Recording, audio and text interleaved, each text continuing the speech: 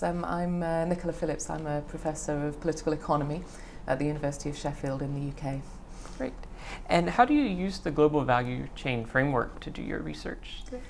I'm interested in two things, and I've come latterly to the GVC framework, and I found it to be particularly helpful in trying to think through some of the questions that I've been interested in for quite a long time. The first relates to global governance, specifically global economic governance. And my work over a period of years has been oriented to trying to understand the major processes of global economic restructuring and what the consequences of those are for politics and governance, what kinds of challenges they pose.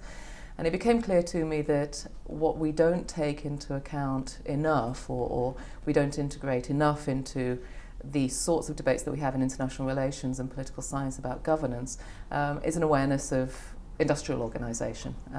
And the GVC framework has helped me to understand specifically what it is about the organisation of the global economy that is both changing global economic governance and presenting challenges for global economic governance.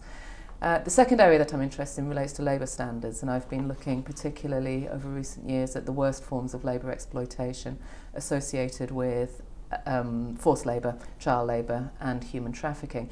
And I've tried to use the GVC framework to get at those questions in detail. The question that I set myself was to try to put forward an explanation of how and why it is that these kinds of exploitations persist and by some accounts are accelerating and increasing in the global economy.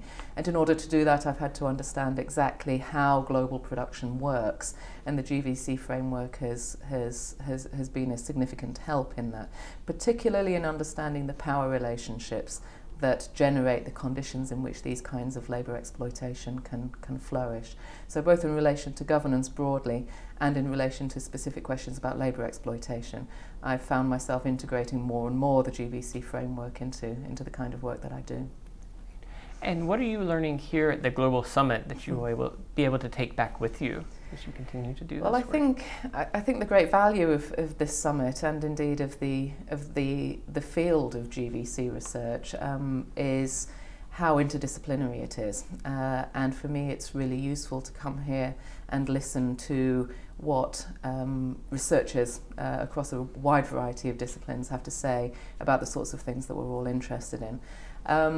On the other hand, it's particularly useful to come here and listen to people who work in all of the various international organisations and trying to understand how and why it is that they've come to embrace this concept. Obviously, this is the inspiration for the summit meeting, but also what that means, and particularly I'm interested in what that means in relation to the future of development and development policy.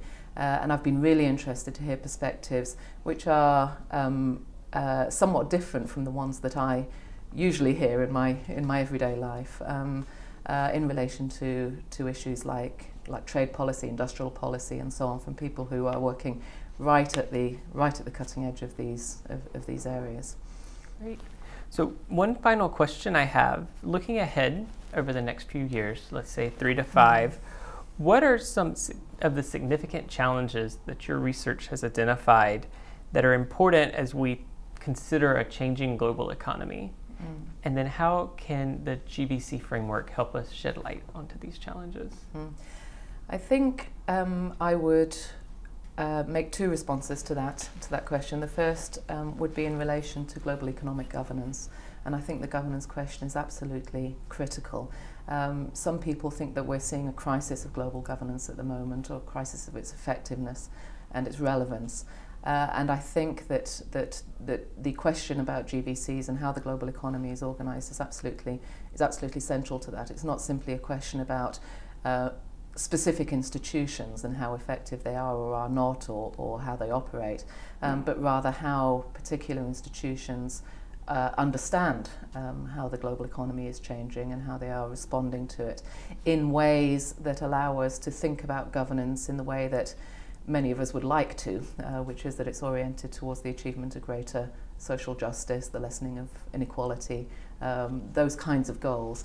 The second would be in relation to the questions that I've just mentioned that I've been looking at quite carefully over the last few years, and that's what you might call the dark side of the global economy, the dark side of globalization.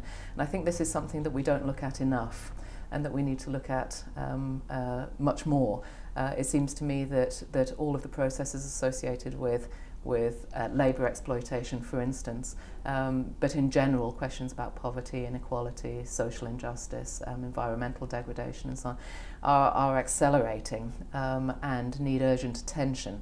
But understanding, of course, how and why they happen is the first step in that, as a prelude then to elaborating serious responses to them.